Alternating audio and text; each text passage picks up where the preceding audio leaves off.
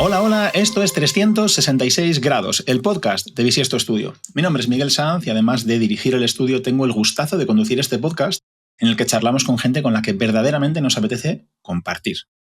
Y además hoy es un día especial. Nos ha pasado últimamente que tenemos la oportunidad de compartir, pero con personas de dentro del equipo, de dentro de la casa, dentro de Bisiesto. Por un lado tenemos a Ana Marinas, del equipo de diseño. ¿Qué tal, Ana? ¿Cómo estás? Pues muy bien, con muchas ganas aquí de pelea, ¿no? De pelea, venimos a pelearnos, me parece. Venga, hoy. Así es. Y al otro lado del ring tenemos a Elena Titos del equipo de desarrollo de programación de Bisiesto. ¿Qué tal, Elena? ¿Cómo estás? Pues nada, muy bien. Yo vengo con ganas de poner la paz. Ya me ha hecho parece quedar bien. mal, ¿eh? Ya me ha hecho quedar mal. Mira, hoy tenemos un tema apasionante. ¿Y por qué creo que es apasionante? Porque no es ningún secreto que hay una pelea encarnizada siempre en todos los equipos en los que comparten un proceso de creación, pues, de una web, de una aplicación, de un producto digital, el que sea. Y es la pelea encarnizada entre diseño y desarrollo. Por eso hoy hemos puesto los guantes a Elena y a Ana, aunque Elena diga que los lleva suaves, ya veréis como algún puñetazo suelta. Y vamos a intentar ver cuáles son los dramas de los proyectos, qué estamos haciendo para hermanar los procesos de trabajo, diseño y desarrollo, y ojalá pues, nos sirva para aprender y para compartir lo que estamos haciendo. La primera pregunta que me surge sería, vamos a empezar por ti, Ana, y luego a ver qué opinas, Elena. ¿Cuál sería el drama más grande en un proyecto de construcción de producto digital, ¿no? Pues, insisto, una web, una aplicación, ¿cuál es eso que dices, buah, es que si empieza así el proyecto, vamos mal? Y puedes echar beef a cliente, puedes hacer lo que quieras, que nadie nos está viendo. Sí, pues realmente yo creo que el drama más grande es que nos venga el proyecto de fuera, es decir, que nos impongan ya un ¿Vale? diseño y tengamos que hacer ese trabajo de revisión y de readaptación, ¿no? De ese diseño, de ese archivo para pasarlo a desarrollo, porque al final nosotros si empezamos desde cero ese diseño, pues bueno, siempre hay una colaboración muy estrecha con nuestro equipo de desarrollo, sabemos qué es lo que necesitan, aunque nos sigan pidiendo cosas y demás, pero ya hay una base con la que contamos y preparamos ese archivo pensando también en ellos.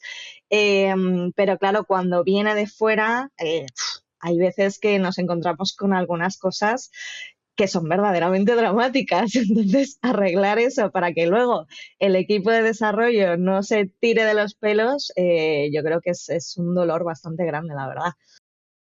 Hemos hablado de que hay un archivo, hemos hablado de que algo nos imponen y hemos hablado de, o tirabas por ahí también la idea de preparar para desarrollo como si tuviéramos la verdad en la mano. Elena, ¿cuál es el máximo drama para ti? Pues nada, yo en mi línea de poner la paz voy a estar completamente de acuerdo con Ana, con que el drama más grande para mí es que me venga el proyecto de fuera, con vista a desarrollar, y por aportar algo más voy a dar un pasito. O sea, te pueden venir de fuera de una forma o de otra. O sea, normalmente llevamos tanto tiempo trabajando entre nosotros para mejorar y engrasarnos como equipo que ya si viene de fuera es dramático, pero si encima viene de fuera y el proyecto no lo ha llevado a cabo gente que está muy acostumbrada a diseñar para web y que usa herramientas y usa técnicas que nos facilitan la vida de desarrollo y lo tenemos planteado más como una cuestión visual de maquetación, más cercano a cómo se trabaja en la revista, ya el drama es completo y absoluto. O sea, Total. ahí hay muchas horas vertidas en drama. Sí, porque es verdad, perdona Miguel que me cuelo con esto que comenta Elena, que al final, jolín, va a parecer que somos muy estrictos y muy rígidos con esto, ¿no? Para nada. O sea, nosotros tenemos una capacidad de adaptarnos, ¿no? A lo que nos venga, yo creo, muy grande. También hemos trabajado en ello. Pero sí que es verdad eso, ¿no? Que hay como cosas y cosas, hay niveles. Entonces, en algunos casos quizá nos llegan los archivos de una forma que no es nuestra forma de trabajar, pero pues oye, nos podemos adaptar, ¿no? Y trabajamos bien. Hay otras, como dice Elena, ¿no? Que se nota que la persona que ha estado trabajando en ello pues viene de otro lado y es duro, es duro. Mira, os voy a traer, ya que me preguntáis, os voy a traer mi punto de vista desde la parte de negocio también, ¿no? tú inicias un proyecto y de alguna manera ha costado, pues más o menos, ganarte la confianza de alguien que viene a confiar en Bisiesto. Y quieres que cuanto antes haya algún efecto wow, cuanto antes el cliente se esté llevando algo positivo, eso que llaman quick wins, ¿no? Esas pequeñas victorias rápidas que hacen que el cliente diga, bueno, no me equivocaba eligiendo, ¿no? Entonces, es verdad que colaboramos súper bien. De hecho, cuando el equipo del cliente lo que nos pide es, al revés, aprender de nosotros, involucrar a su equipo en el proceso, que nos repartamos algunos puntos, pues la verdad es que suele salir súper bien y ambos nos nutrimos, siempre aprendemos de ellos y ellos aprenden de nosotros. Pero es verdad que cuando viene el proyecto de fuera y digamos que está el diseño ya, como quien dice, empaquetado, es que no nos ha pasado nunca, en los 7 años y medio que llevamos, no nos ha pasado nunca, ni una sola vez, que eso no sea un problema en el sentido de que hay que dedicarle más recursos de los esperados, siempre. Entonces, empezar una relación diciéndole al cliente, esto que has hecho no está bien, esto que has hecho no nos vale, aquí hay que gastar más dinero, pues no es lo más sencillo. Entonces yo entiendo que esas fricciones pues ya colocan al cliente en una posición un poco difícil, nos colocan a nosotros, casi nos dan distancia y bueno, luego lo que venga por ahí. ¿Y cómo hacemos, chicas? Quiero ir recogiendo este drama. Vale, vamos a pensar que el proyecto o bien lo hacemos nosotros o lo hacemos en colaboración con un cliente que de alguna manera co-crea con nosotros el proyecto, ¿vale? Pero digamos que sigue, pues, no sé, unas pautas, unas fases. ¿Cuáles son esas fases? ¿Cuáles son los pasos? Voy a empezar por Ana, porque entiendo que primero va la parte de diseño, ¿no? Para hacer un pequeño repaso y vamos a ver, ¿qué me cuentas? Sí, te diría que antes de la parte de diseño va otra parte que es fundamental y que no estamos solo diseño, sino que también está el equipo de desarrollo, también el equipo de marketing, de growth, etcétera. Estamos todos ahí metidos, que es la de discovery. Al final es la fase, diría, fundamental para que luego el proyecto llegue a buen término, ¿no? Ahí es donde descubrimos no solo las necesidades, sino también las casuísticas concretas del proyecto. eh, pues eso, no solo a nivel visual, no solo a nivel de usabilidad, sino también a nivel técnico, que ahí Elena seguro que ahora nos puede aportar más, y que al final son las cosas que nos van a ayudar a reducir precisamente fricciones El dolor, durante el dolor. el dolor. Nos va a doler menos. Aún así, luego nos termina doliendo algo por algún lado, ¿no? Siempre, Pero siempre. esta fase es clave. Sí, yo creo que cuando nos pegamos desde el inicio nos pegamos más suave. Cuando nos tenemos que pegar al final del proyecto es muy doloroso. Sí, totalmente. O sea, yo creo que en proyectos, cuanto más complejidad tengan los proyectos, más necesaria es esa fase inicial en la que se intenta entender a nivel técnico el proyecto y se intentan sentar unas bases de por favor, esto tenemos que llevarlo por aquí o esto por allí. Yo creo que eso ayuda bastante al equipo de diseño a afrontarlo. Nos ayuda mucho a equivocarnos poco.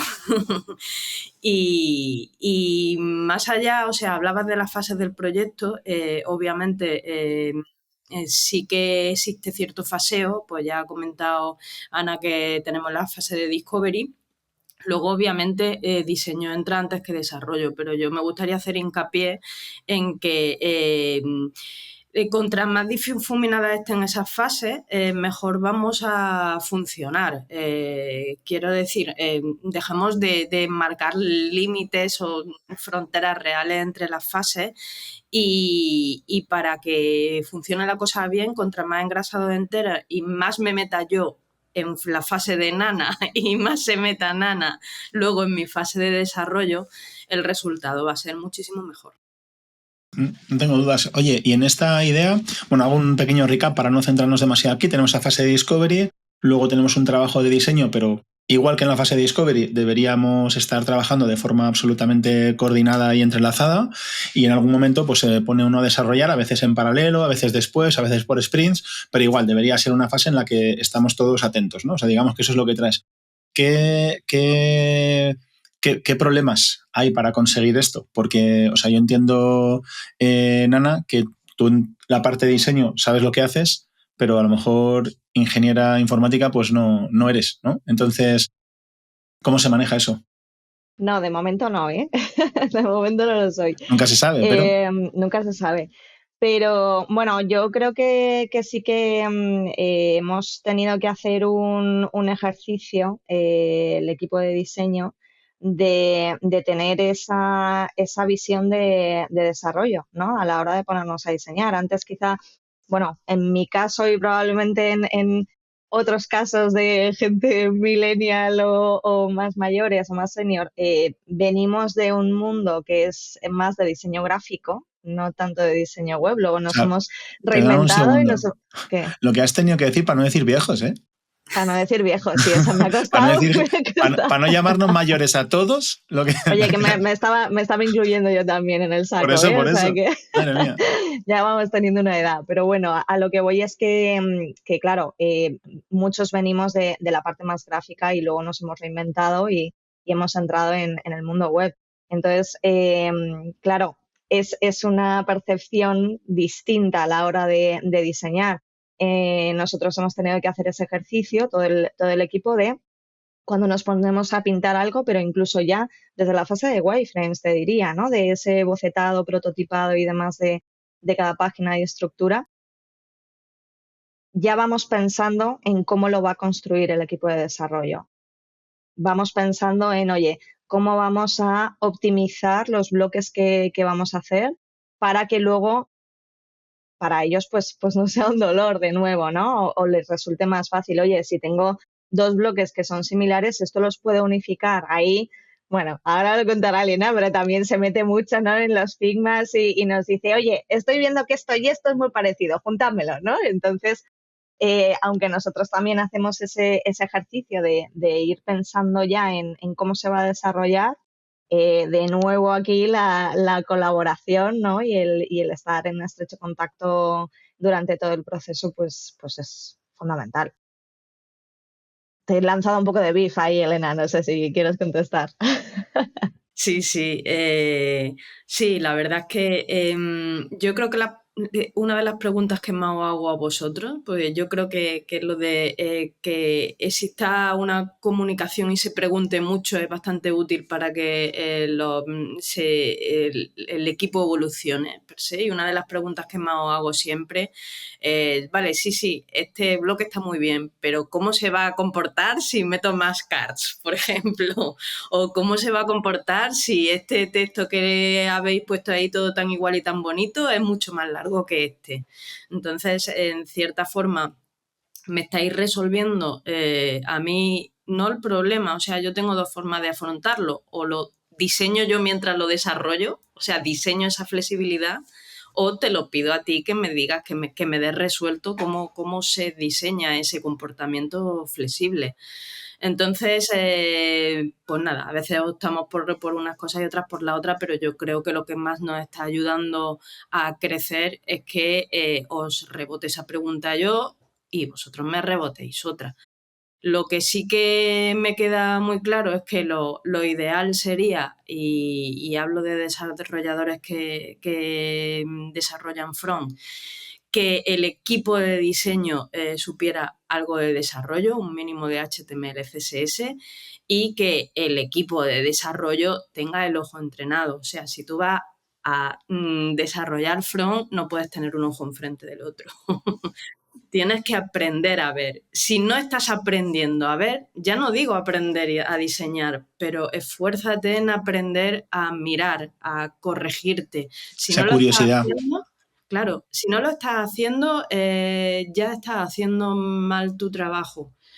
Y en diseño me parece que pasa un poco lo mismo. O sea, si tú eres un diseñador y vienes de un background que tiene que ver más con el branding, con el aspecto visual, con tal, y te metes de repente a desarrollar, a diseñar web y diseñar experiencias de usuario y tal, o sea, tú tienes no que pensar en lo que estás dibujando en Figma, sino en que eso es un componente que está vivo, que se va a mover, que a veces se va a ver en una pantalla de unas características y otras de otras, y que además, si estás intentando diseñar un sistema flexible para que el cliente lo use de la forma que él quiere, que es lo que solemos hacer nosotros, vas a tener que imaginar las posibles formas de las que va a usarla el cliente y aprender que cuando el cliente la cague tomando decisiones en manos de diseño, eso no se vea mal.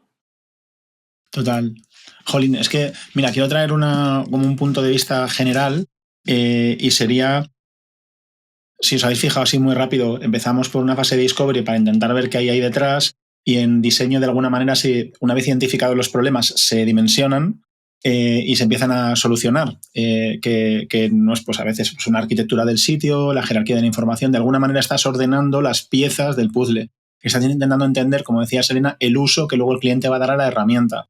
Y una vez vas disminuyendo esa incertidumbre, puedes ir construyendo y haciendo todo, digamos, más tangible, hasta que al final tienes algo literalmente pues, interactuable, ¿no? Pues una interfaz, la que sea una web, unas funcionalidades, lo que sea.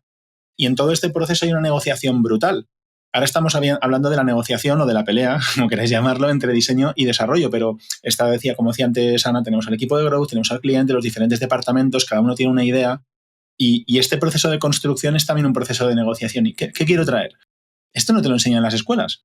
O sea, hablaba Serena lo que yo llamaba curiosidad, ¿no? Estar atento, pero es que esto no te lo enseñan en las escuelas y eso significa, y además, aunque te lo enseñasen, pues cada uno tenemos nuestro camino, como decías, ¿no? Yo vengo del visual, ¿no? Yo vengo de tal, haces como tu camino profesional, vas construyendo. Es que esto se aprende a tortas. O sea, y es horrible porque aquí lo hemos tenido que aprender a tortas. Entonces, vamos, no sé cómo lo vivís. Sí, no, o sea, la mayoría de las veces se aprende a tortas, ¿no? Pero bueno, o sea, es un aprendizaje, ¿no? Y luego cuando te llega un nuevo proyecto, pues también da gustito, ¿no? El decir, oye, mira, esto ya me lo he encontrado, me he pegado la leche antes y ahora ya sé cómo resolverlo, ¿no? Pero efectivamente, pues cada proyecto es un mundo y en cada proyecto surge una nueva negociación. Yo creo que en eso estamos ya más que acostumbrados dentro del equipo Bisiesto. Y bueno, o sea, en el caso de diseño, por ejemplo, que muchas veces también tenemos que lidiar no solo con esas negociaciones internas del equipo de growth que te pide esto, SEO que te pide esto, desarrollo que te pide esto, sino también el cliente, ¿no? Que muchas veces Total. esta cosa de, oye, quiero un efecto wow, y yo pensando, bueno, a ver Pero qué cómo le narices monto es un eso, ¿no? efecto wow para que los de desarrollo luego no me maten, ¿no? Si monto aquí. Entonces, bueno, yo creo que al final es un constante aprendizaje. Estamos en un mundo y en un sector en el que o bien a tortas o bien por las buenas, tienes que reinventarte, tienes que reciclarte, tienes que seguir aprendiendo y de cada proyecto vamos a seguir sacando aprendizajes y mejorando, por supuesto. Total. Mira, hemos hablado de la parte de esa curiosidad y tú hablabas, Ana, de reciclarse, de aprender continuamente, pero claro, esto digamos que aplica más al individuo, ¿no? Y es como una forma de ser, una forma de enfrentarte a tu trabajo, pero ¿cómo lo hacemos en equipo? O sea, ¿cómo aseguramos que podemos ir aprendiendo y que esto se traslada al resto de personas? Porque a lo mejor estás trabajando, Ana o Elena, estás trabajando en un proyecto colaborando con otras personas o teniendo un problema que otros no están teniendo pero que podrían encontrarse mañana. Entonces, Elena, ¿cómo hacemos? ¿Cómo es ese proceso de mejora continua? O sea, ¿qué significa? ¿Existe? ¿Hay algún ritual? A ver, yo para empezar creo que lo fundamental en esto es desterrar esa idea generalizada de que somos enemigos. O sea, el proyecto tiene un objetivo, tenemos que llevarlo a término y como los dos equipos no estén totalmente predispuestos a trabajar juntos en esa mejora y al entender que todo es profesional, nada es personal, como se dice por algún sitio por ahí, no va a funcionar. Entonces, teniendo esa mente abierta, se pueden encontrar espacios donde se mire lo que se está haciendo y se busque cómo mejorarlo. Se puede hablar mucho de cómo afrontamos nosotros en desarrollo nuestro trabajo y que en diseño nos cuenten cómo desarrollan el suyo. Y sobre todo mucho probamos con el ensayo-error. Lo que sí que está claro que ayuda bastante el estar súper actualizado de las novedades que incluyen las herramientas, porque normalmente las herramientas evolucionan en función de las necesidades que tienen los equipos, y cada vez que una herramienta saca una actualización e incluye cositas relevantes, pues muy probablemente sea algo que nos vaya a ser bastante útil para trabajar juntos en equipo. Y nada, tener la I+D ahí siempre a punto. Lo ideal sería incluso reservarnos ese espacio para liderar el poner en marcha formas de trabajar, testearlas, ver cómo funcionan y ir un poco con ensayo-error. Total. Sí, ahí, perdón que me cuelo también, bajando más a tierra lo que comenta Elena, dentro del equipo, por ejemplo, sí que tenemos dinámicas para mejorar, ¿no? Entonces, pues cuando terminamos un proyecto, siempre hacemos lo que llamamos retros, ¿no? Del proyecto, Total, donde sí, mola. contamos pues ese resumen de cómo ha ido, cuáles han sido los dolores o las fricciones accionables, claros, que sacamos para próximos proyectos. Luego, por ejemplo, que esto además fue iniciativa de Elena, que no lo dice, pero yo aquí lo cuento y lo pongo en valor. Creamos un canal dentro de nuestro chat que es de diseño y desarrollo. Y bueno, pues ahí ella dice que se le da muy mal esto, pero nos manda vídeos constantemente, podría ser influencer, ¿no? Y nos va contando, oye, chicas, que he visto esto tal, que esto lo podríamos resolver mejor así. Entonces, al final es una fuente constante de aprendizaje también, ¿no? Nos vamos compartiendo cosas, vamos mejorando nuestro proceso. Entonces, bueno, creo que hay herramientas ya dentro del equipo que nos ayudan a mejorar. Y también lo que comentaba Elena, ¿no? Con estas actualizaciones, novedades que van saliendo y demás, pues también lo vamos compartiendo, ¿no? Ese conocimiento. Estoy pensando, pues eso, en el último config de Figma, que ha sido bastante tela. Pues en cuanto salió ya estábamos, oye, chicas, que mirad las cosas que han sacado, que esto, lo otro, que vamos a empezar a trastear, ¿no? O sea que... Perdóname un segundo, que voy a hacer como de traductor, que supongo que mucha gente conocerá qué es Figma, pero por si acaso hablábamos de herramientas, Figma es esa herramienta de diseño que en realidad a día de hoy se ha convertido casi como una suite que nos permite trabajar de forma colaborativa con el cliente, porque puede ir viendo cómo avanzan los proyectos literalmente, o sea, se puede meter online en los canvas, en los tableros que tenemos donde se está trabajando las diferentes pantallas o flujos de navegación, y también permite al equipo trabajar de forma colaborativa, con casi haciendo reuniones en vivo, trasladando diseño a código en algunos aspectos, generando comentarios. O sea, que es una herramienta que, como decía Elena, seguramente se ha ido adaptando para dejar de ser una herramienta para crear carteles o flyers o diseño editorial y trabajar más en esa parte de interacción y demás. Eso por una parte quería contarlo por si acaso alguien no lo conocía, y voy a hacer una pequeña recopilación de los puntos que hacemos para mejorar el proceso. Una serían las retos, es decir, termina un proyecto y hacemos esa reunión.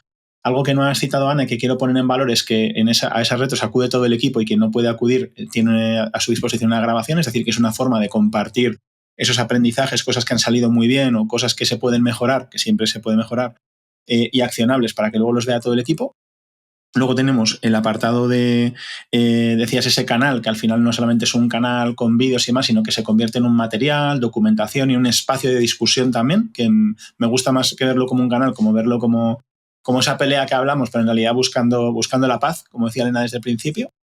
Estoy pensando también en las reuniones específicas de diseño, en las que se comparten avances de proyectos, y aunque ahí en concreto no está el equipo de desarrollo normalmente, sí que te permite compartir lo que has aprendido de otros, de ostras, esto ya me pasó, ¿no?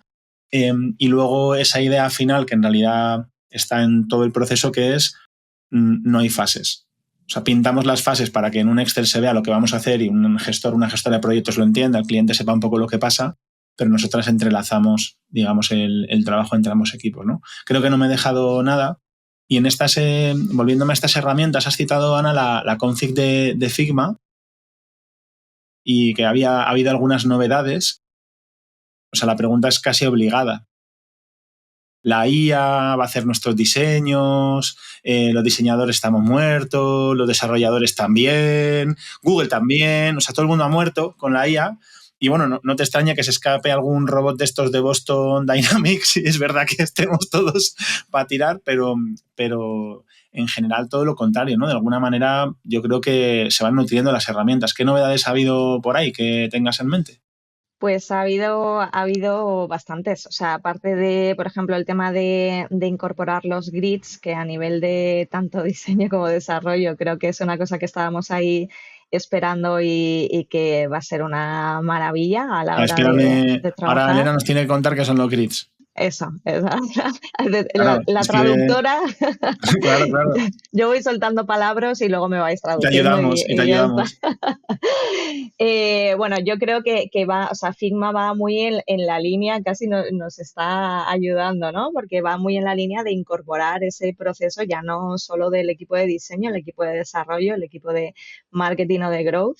Eh, entonces, bueno, ha sacado el tema de Figma Draw, me parece que es de cara a los diseñadores, que sería como el Illustrator, ¿no? En el que ya puedes diseñar y con vectores y demás, cosa que también estábamos echando de menos, pero también ha sacado Figma Sites, que viene a sustituir, digamos, a Framer, ¿no? Que es otra herramienta en la que pues se podía prototipar, generaba el código, se podía publicar de forma automática, pues eso ya lo está incorporando. Tenía otra novedad también, me parece que se llama Figma Make, que ahí es donde también está metiendo la inteligencia artificial. Entonces, bueno, ostras, son muchas cosas. Claramente el camino es de incorporar todas esas áreas en una. Y el tema de la IA, bueno, yo tengo clarísimo que es una herramienta que nos va a ayudar, que en ningún caso nos va a sustituir, porque esto es como el meme, ¿no? De cuando el cliente, o sea, estoy tranquila porque como el cliente no tiene claro lo que quiere, no me va a poder sustituir la IA, ¿no? O sea, el cliente no le va a poder mandar un prompt a A la ver IA para que se a lo ver quién haga. negocia, ¿no? A ver quién negocia entre tres departamentos, cada uno con Claro, sus claro. intereses, ¿no? Sí, sí. Eso va a ser muy difícil que lo sustituya la IA y yo sí que creo que es una oportunidad muy grande, ¿no? Una herramienta tremenda que nos va a facilitar la vida más que otra cosa, pero bueno, también está, como quien dice, iniciándose, ¿no? Está dando los primeros pasos y habrá cosas o sea, que tengan que evolucionar para que realmente sean útiles. Pero bueno, hay cositas ahí, ¿verdad, Elena? Yo creo que tú también has estado echando un ojo.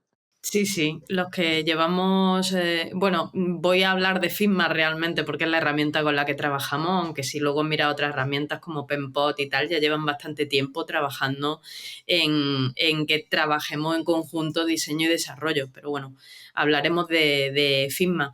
Los que llevamos ya bastantes años con todo esto hemos visto una evolución brutal de la herramienta, de ser una herramienta concebida simplemente para el diseño, para facilitar a los diseñadores el diseño de layout que tengan que ver más con la web, hasta darse cuenta de que también necesitábamos que la herramienta nos amparara a los desarrolladores. Y poco a poco hemos visto cómo se han ido introduciendo cosas que nos son a nosotros muy cercanas en cuanto a cómo abordamos el desarrollo, como el layout, como la inclusión de variables y ahora grids, que es una forma de layout que nosotros usamos programando. Entonces, a partir de que Figma empezó a apostar por meter también nuestra visión, nos ha dado herramientas para dejar esa pelea diseño y desarrollo y decidir trabajar con un lenguaje común, como es el nombre de las variables, con componentes, también desde diseño y desarrollo, y ese tipo de cosas nos acercan bastante y son muy potentes. Y con el tema de la IA, a mí no me cabe la menor duda de que es una herramienta herramienta en la que nosotros personalmente estamos ya involucrados porque va a ayudar, pero también tengo muy claro una cosa. Ahora mismo los generadores de código que hay ahora mismo a partir de Figma todavía no son muy finos, pero son tanto más finos contra mejor se diseñe. O sea, el diseñador va a tener que aprender sí o sí a diseñar siguiendo una lógica de desarrollo, de developer, porque si no, el código resultante de esas herramientas de IA que son listas pero no son adivinas, va a ser una basura. Entonces, hay que enfocarse muchísimo en eso. O sea, no que los desarrolladores sepan desarrollar bien, limpiamente y de una forma flexible, sino que los diseñadores sepan, con ayuda de los desarrolladores, a diseñar los componentes de una forma bien estructurada, pensando en cómo pensaríamos nosotros. Porque si no, esas herramientas ya no digo que no vayan a funcionar, sino que van a dar más problemas que ayuda. Así que ahí nosotros estamos poniendo toda la carne en el asador. Me soportan bastante cuando digo, mejor diseñarme este componente así en vez de así, aunque visualmente se vea igual. A ver, porque somos gente maja, que si no, vamos. Está claro. Madre mía, aquí podrían darse peleas de verdad, ¿eh? Oye, y hablando de peleita, que... A ver, Ana. A ver. Cosas que tú sabes fehacientemente que cuando las prepares en desarrollo se van a quejar. Ostras. Mínimo pues, 2 o 3. A ver, yo te diría lo que me viene clarísimo es moviditas, tipo animaciones, un efectito así más chulo de, oye, es que ahora esto quiero que vaya con un scroll horizontal y nos... Ahí ya es cuando te empiezan a levantar la ceja y decir, bueno, a ver, esto que me traes, vamos a revisarlo bien, ¿no? Es verdad que, a ver, dentro del equipo yo creo que muchas veces cuando vemos algo que se puede salir un poco de lo establecido, siempre levantamos la mano, ¿no? Y preguntamos, oye, Elena, ¿esto cómo lo ves? Porque había pensado plantearlo así, pero entonces yo creo que eso sería la primera queja, ¿no? Cuando nos venimos arriba le damos a la fantasía en diseño y, oye, esto quiero así, este elemento que se mueva por aquí con el cursor y tal. Y los faralaes, las castañuelas. Por alusiones diré que no tenemos ningún problema en los efectos, pero que muchas veces se pelean con el alcance del proyecto. Claro. O sea, darnos un alcance infinito, que realmente ahí nos uniríamos Ana y yo contra la cuestión comercial, de darnos un buen alcance y ya haremos maravillas.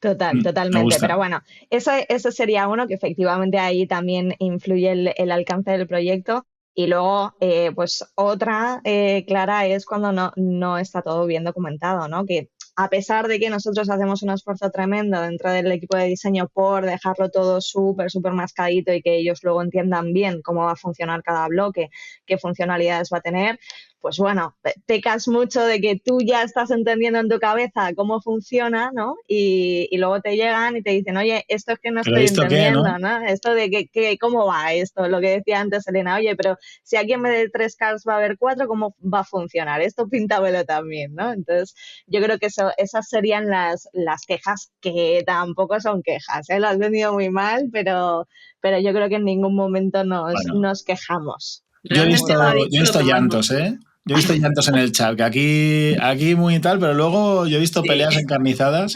Y oye, con permiso, matiz sobre la parte del alcance, pues como decía Selena, por alusiones también, la parte comercial, que es la que me toca a mí, por lo menos ese inicio, esa primera relación con clientes, entender el proyecto, suelo tenerlo yo en mi mesa.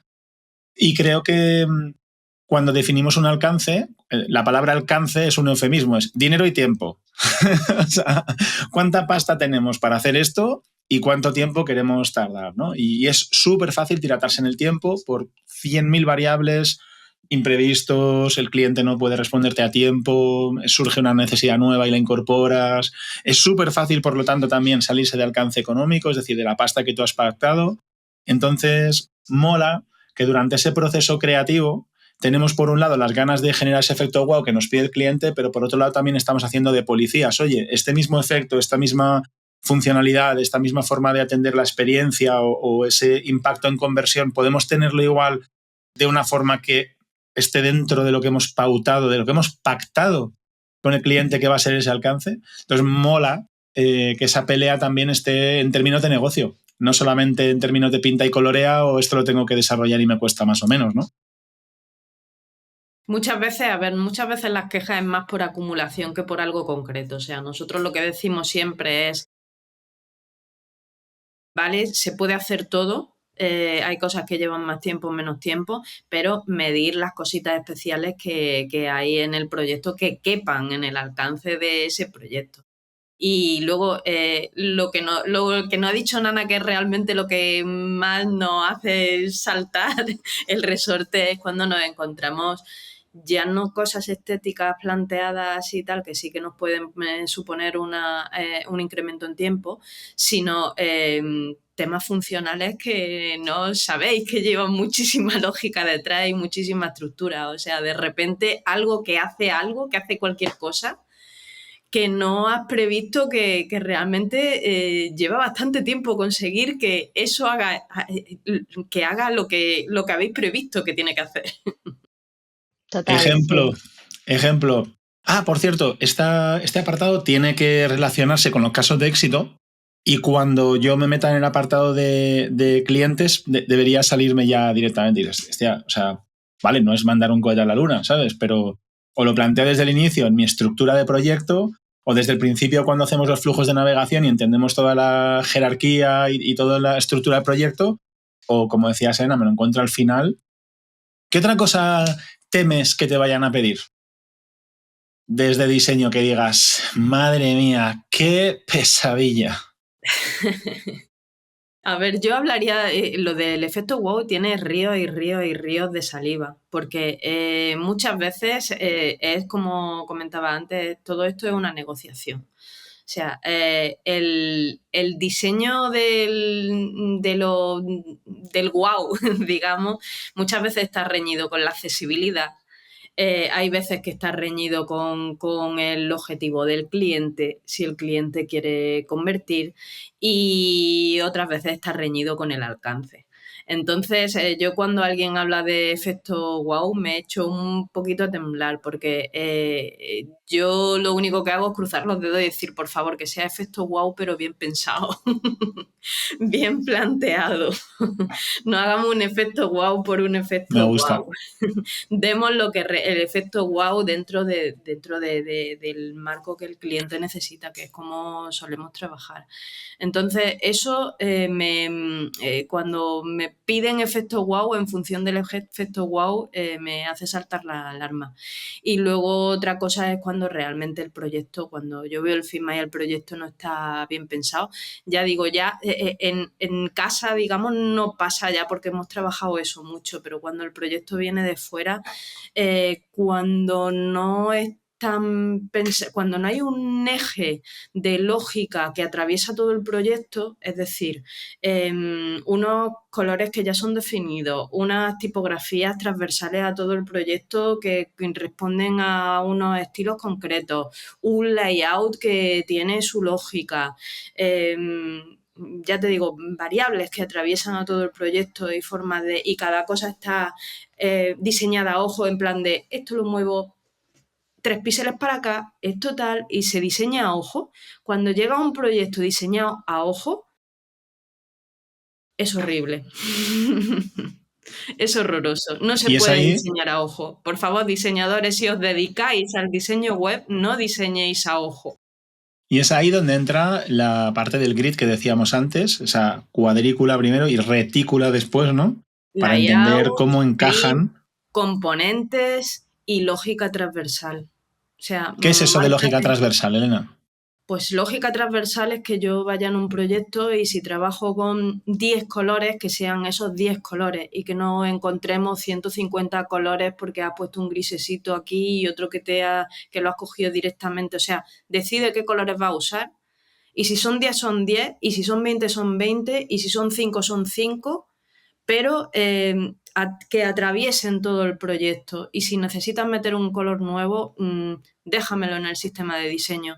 Con tipografía es lo mismo. O sea, no meta un alto de línea a ojo en función de... O sea, decide cuál es tu sistema de tipografías que quieres usar y que atraviesen a todo el proyecto. Con layout lo mismo. O sea, como márcate tus reglas al principio, cámbialas cuando te haga falta, pero que sean unas reglas que atraviesen a todo el proyecto. Me gusta que viniera buscando la paz, pero yo sabía que tenía cosas que repartir. Sí, Elena estaba claro que lo tenía ahí guardado, pero bueno, yo lo que iba a añadir es que para eso creo que nos ha ayudado mucho, por ejemplo, el trabajar con variables, ¿no? Y estamos también en ese proceso de mejora, pero al final, pues lo que comenta Elena, te permite el definir, oye, estos van a ser los colores, estas van a ser las tipografías, estos van a ser los H1, H2, H3, cada uno con su estilo, los paddings, los márgenes, los corner radios, o sea, al final lo defines todo ahí y es lo que te hace luego, obviamente, componentizado y demás, que sea común a todo el proyecto, ¿no? Porque creo que ahí también es un dolor no solo para el desarrollo, sino también para nosotros, para el equipo de diseño, no hacerlo así y que al final tengas pues un bloque que tiene un padding de 30 en un lado y ese mismo bloque en otra pantalla, como no está componentizado ni nada, tiene un padding de 46, ¿no? Me lo invento. Entonces, ostras, pues es un dolor de muelas cuando el cliente pide un cambio, lo que sea, tener que estar revisando que es imposible trabajar así, ¿no? Entonces, componentizar y variables creo que es la mejor forma para luego que no haya peleas y nos podamos ir de cañas tranquilas y de buen rollo, ¿no? Y además es que ayuda a tener mejores diseños y también mejores desarrollos, porque todo el proyecto es mucho más consistente. Y si se pide un cambio, al final, que los cambios ya sabemos todos que se piden desde el principio hasta casi al final, es un cambio inmediato. Entonces, ese sería mi mayor dolor. Y he de decir que lo hemos trabajado ya mucho y ya lo tenemos prácticamente resuelto. Por eso vienes en paz y tranquila. Oye, hay algo que... Mira, habéis dicho varios palabras.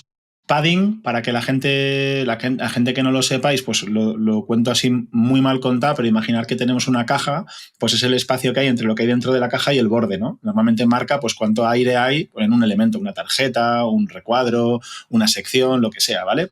Entonces hablamos de distancias, hablamos de configuración, digamos, de los espacios que hay alrededor de las cosas. Y luego Ana has hablado y Elena también, os estáis como muy de acuerdo en que las variables y el hecho de componentizar nos está ayudando mucho en el proceso, pero necesitaría que me explicaseis, como si fuera un niño de 12 años, qué son variables y qué es componentizar, por lo menos en el día a día, ¿no? Entonces, Ana, elige una de las dos y le dejas la que menos te guste a Elena, que te vas a llevar el marrón. Por cómo has estado repartiendo, ahora te toca recibir.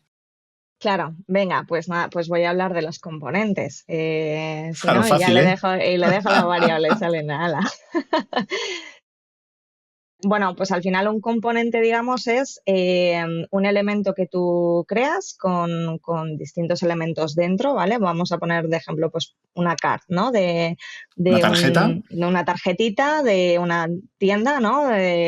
Pues la típica que tiene su imagen de las zapatillas, con el título del producto, con su precio, con su botón para añadir al carrito, etcétera, ¿Vale? etcétera, ¿no? Todos esos elementos, esa pieza, ese conjunto de elementos que los agrupamos en una única pieza y en Figma lo componentizamos, ¿no? Se llama así. ¿Esto qué nos permite? Que si yo, por ejemplo, copio y pego esa pieza en otro sitio, lo que he creado es una pieza maestra, que es donde voy a aplicar los cambios, y todos los cambios que apliquen a esa pieza maestra se me van a aplicar automáticamente a las que haya duplicado, que es lo que llamamos instancias, ¿no? Genial. Entonces, voy a traerlo con tu permiso, tal como cuentas, creo que lo has explicado súper bien. El punto clave en los proyectos es, oye, tenemos una página web, un e-commerce de zapatillas, como el que tú has puesto de ejemplo, Ana, en el que ya está todo aprobado y de repente decidimos que el titular de las tarjetas de producto tiene que disminuirse 2 píxeles. Ostras, pues a lo mejor tengo 7 diseños de layouts de páginas de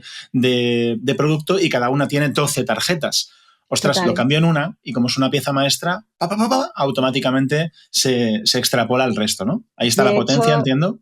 De hecho, claro, voy a poner un ejemplo real. Nos ha pasado, o sea, con Claro. algún proyecto que hemos tenido que ya en el proceso final, incluso o sea, ya desarrollado y demás, han dicho, oye, al final los botones no los queremos de este color, los queremos de este otro color.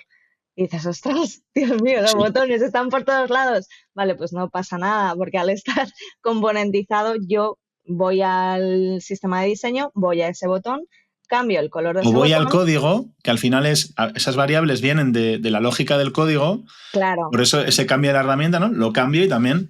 Justo. O sea, yo hablo de mi archivo de Figma, ¿no? Yo lo cambio y luego ya el equipo de desarrollo, obviamente ahora lo puede explicar mejor Elena, pero ese cambio pues es automático, no tienes que ir página por página. O sea, imagínate la locura, ¿no? Maravilla. O sea que sí, eso ayuda mucho. Pero cuéntanos, Elena, lo que son las variables. Pues nada, me la habéis puesto fácil porque básicamente sigue la misma lógica que los componentes, así que casi que lo has contado tú. Al final no he sido tan mala, al final. Sí. Una variable es simplemente un espacio para guardar un valor. No hay mucho más que esto. Por ejemplo, si yo decido que el corner radius, que es el curvado que puede tener una car, por ejemplo, va a ser 22 píxeles, pues si en vez de en cada vez que hago esa car meter un valor de 22 píxeles, creo una variable que se llame esquina redondeada radius, o esquina, lo que quiera, como el nombre que quiera, y le meto dentro el valor, pues ya simplemente tengo que asociar cada componente que quiero que tenga un corner radius, asociarle esa variable. ¿Qué es lo que pasa? Pues que si luego se da el caso de que hay que cambiarlo, pues porque a nuestro propio equipo de diseño no le guste y piense que funcione mejor distinto, o porque al cliente no le guste, por cualquier cosa, pues simplemente hay que cambiar el valor de que se le ha dado dentro de la variable y absolutamente todo a lo que se haya asociado a esa variable pues queda cambiado automáticamente. Sigue 100% la lógica de programación que deberíamos seguir si estamos programando bien. Literalmente. Mola porque son 2 ejemplos tremendamente buenos de lo que habéis comentado antes del diseño flexible y de la integración entre diseño y desarrollo y cómo las herramientas van evolucionando en ese camino. Al final son literalmente lógicas de desarrollo. De hecho, os diría que el trabajo colaborativo abierto que ofrece una herramienta como Figma también se basa en los principios de desarrollo, en los que hay repositorios comunes en los que varias personas trabajan con controles de versiones. Esto también ocurre en Figma. Entonces, digamos, desde la base está ocurriendo todo este cambio que, de alguna manera, a pesar de que las escuelas, como decía antes, no lo enseñan y que a veces vas a tortas, cada vez está más integrado en el día a día, en la propia herramienta, y está siendo más fácil. Yo creo que hemos dado una buena foto de cuáles son los problemas generales, cuáles son las fases del trabajo más habituales, qué nos da más miedo que nos traiga el otro equipo, dónde hay fricciones y a veces incluso los porqués, ¿no? Los alcances. Hemos visto la evolución de las herramientas y su importancia, la importancia de ser curiosos, de aprender, qué rituales tenemos en ese proceso interno de mejora continua para asegurar que esas tortas son cada vez menores y que aunque es un problema que no se puede solucionar, como sí que podemos disminuirlo, pues cómo lo estamos disminuyendo cada día. Si tuvierais que darme una cosa, o sea, solo podéis hacer una cosa para mejorar el proceso entre diseño y desarrollo. Es más, entre diseño, desarrollo, marketing, o sea, el proceso de trabajo conjunto, solo podéis hacer una cosa. ¿Qué es lo que haríais? Pero ¿te refieres a una cosa que no hagamos todavía? O que sí, de las que o sea, hacemos, sí, elegir solo claro, una. lo que quieras. Yo o sea, si no lo hacemos, es buena señal sacarla y la aplicamos, ¿no? Yo creo que también la tengo clara, pero venga, pues tú, a Elena, la de 3, ¿vale? A la de 3 a la vez y luego ya explica primero Elena y luego Ana. 1, 2 y 3. Comunicación. Casi. Elena, tú los componentes que ya los hemos explicado, entiendo. Vale, si tuviera que quedarme solo con una cosa de las herramientas que ponemos en marcha y usamos normalmente, me quedaría sin duda con los componentes. O sea, hacen el trabajo muchísimo más flexible, hacen que hablemos el mismo idioma, hacen los cambios fáciles y nuestro propio flujo de trabajo y el resultado creo que ha empezado a cambiar brutalmente a raíz de los componentes. Yo me he ido a un plano más abstracto, más global, no lo sé, y sí que he pensado en la comunicación, ¿no? O en esa colaboración constante que me parece clave. O sea, si no nos hablamos entre equipos, es imposible que nos entendamos y que los proyectos salgan adelante, ¿no? Entonces, bueno, pues me quedaría con eso. Yo también, ¿eh? Tengo que confesar que luego Elena lo ha explicado también y ha hablado como si los componentes fueran una forma de comunicación en sí misma también. Ahí me has ganado, pero yo también me voy a ir a la parte de comunicación y a esa colaboración continua, a esa batalla que planteamos al inicio, que en realidad es una condena al entendimiento. Y quiero poner en valor, ya que estáis aquí, el tipo de personas que hacen falta para que eso suceda. Porque diría que hay dos tipos de diseñadores, diseñadoras y dos tipos de developers. En cuanto al equipo de desarrollo, suele haber dos perfiles muy marcados. El perfil que yo llamo fontanero. Aquí hay una fuga, no sé yo, no sé si tendré la pieza, tendré que ir a ver, bueno, la visita te la cobro, pero y luego a ver allí, porque claro, esta máquina a lo mejor está ya descatalogada, ¡puf, qué lío!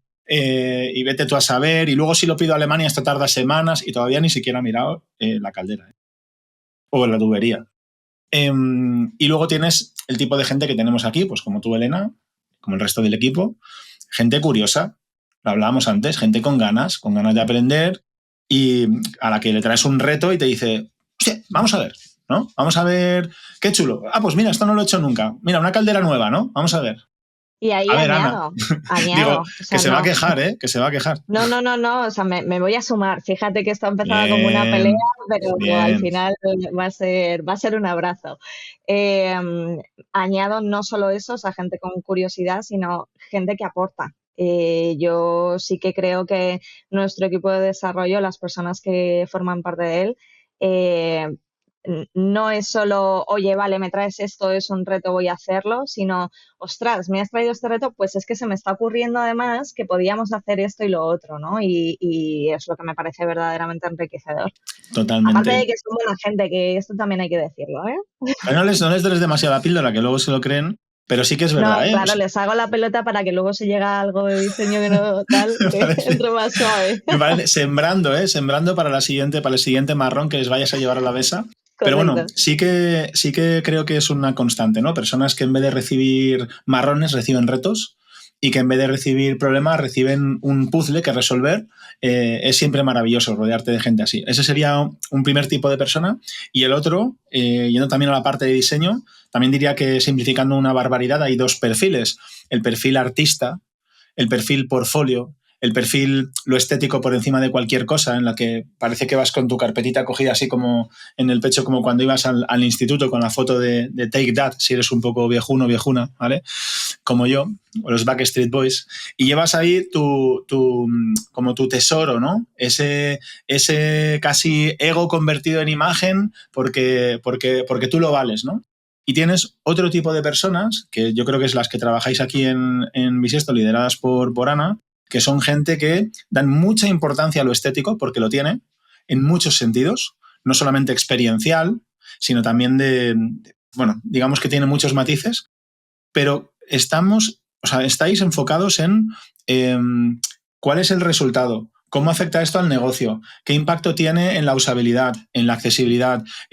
Digamos que la estética es una de las herramientas que trabaja el diseño, solo una de ellas. Y eso creo que es fundamental también para que exista esa colaboración continua y ese entendimiento. Y Sí. yo aquí voy a ser la que sume el aporte. Genial. la que... Está bien que también nos donen un poco la píldora a nosotros. Sí. Bueno, a ver qué te trae ahora, ¿eh? A ver si te... Nunca se sabe, ¿eh? No, para nada. Yo he de decir que con el equipo de diseño, una de las cosas que más apreciamos desde desarrollo y que cada vez lo hacen de una forma más ágil y muchísimo más adecuada para facilitar el trabajo, es que son flexibles. O sea, cuando llegamos y le planteamos, mira, este componente o esto que me has puesto me presenta estas dificultades, rápidamente se le buscan la vuelta, intentan trabajarlo, te encaja mejor de esta otra manera, incluso muy proactivamente cuando están diseñando nos vienen a preguntar de, mira, he pensado esto, pero también puedo hacerlo así. ¿Qué os resulta más sencillo o qué encajaría mejor a nivel de desarrollo? Y esa apertura no la tienen todos los diseñadores. Es difícil conseguirla y suma muchísimo al resultado. Y esto también lo dice porque luego se va a quejar de algo y así también entra más suave. Me gusta, ¿eh? La vaselina, No, esto es la vaselina, me parece bien. Equipo, muchísimas gracias por compartir. A mí me ha gustado mucho ver un poco cómo lo vivís vosotras desde vuestras sillas y espero que a la gente que nos estéis escuchando también. Muchas gracias por llegar hasta aquí, si es el caso.